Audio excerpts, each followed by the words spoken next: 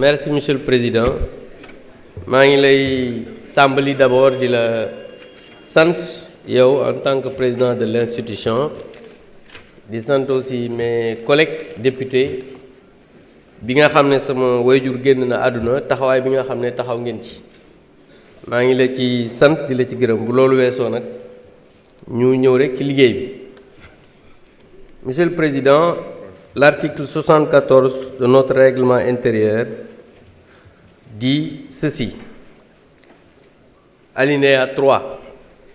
Après la lecture du rapport, un député par groupe parlementaire ou un député non inscrit peut poser une question préalable tendant à décider qu'il n'y a pas lieu à délibérer. Il peut motiver verbalement sa demande sur laquelle ne peuvent intervenir que le président et le rapporteur de la commission saisie sur le fond et le représentant du président de la République. Monsieur le Président, la dernière phrase dit ceci. Seul l'auteur de la question préalable peut se prévaloir de la faculté ouverte à l'article 70 alinéa 2. maanaam man mi nga xam ne maay auteur bi président am naa sañ-sañ man kese nag ñëwaat pour préciser loolu aussi ma wax la ko balaa nga may wax ne amoo ci droit. Maintenant, Monsieur le Président, moi je voudrais proposer à ce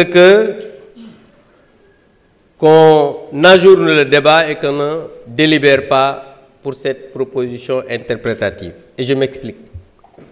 D'abord, une proposition de loi interprétative, la personne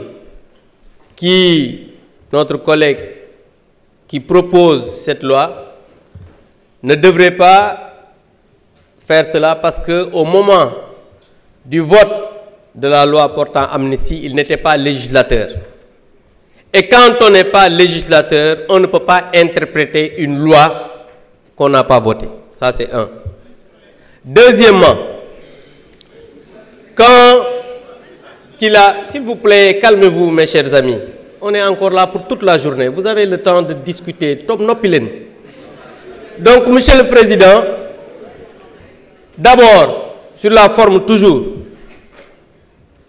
on nous a fait une proposition, notre collègue a fait une proposition d'amendement, qui n'est pas un amendement, mais qui est un contre-projet.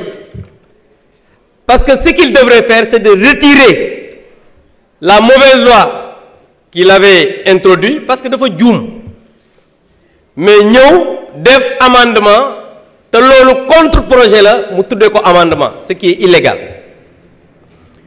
Et Tafsir Thioye il a dit, parce que l'objectif c'était seulement de bloquer l'initiative de notre collègue Thierno Alassane Sall. C'est dans la précipitation qu'ils ont colmaté quelque chose pour venir déposer. Ils se sont rendus compte qu'ils se sont trompés. Ils ont voulu faire un amendement alors qu'ils ont déposé un contre-projet pour wane taf yëngal bi nga xamante ni ci la ñu nekkal.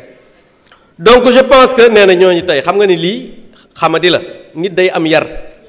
Donc juste pour dire que je rappelle que cette loi d'amnistie, encore une fois, waruñu délibérer. Pourquoi? Parce que moi j'étais le président de groupe à l'époque bi ñuy porter cette loi d'amnistie. ñi nekk fii ñëpp dañu nekk fii di wax mais xamuñu sax lu xew. Et je défie le président de groupe d'alors, muy Birame Souleye, de me répondre que cette loi n'était pas pour apaiser, que cette loi du am ñoo xamante ni seeni kilifa ñoo ko demandé. Parce que nag aussi wax loo xamul ci waane la bokk te ñi nekk fii dañuy wax mais xamuñu lu xew xamuñu loi bi lan lañ ko defee woon. Et je pense que xam nga nit moom soo xamul ñu lay waxloo di la binduloo ci juum ngay dëkk. Donc je demande à ce qu'on ajourne le débat. Je vous remercie. Merci, honorable. Monsieur le Président de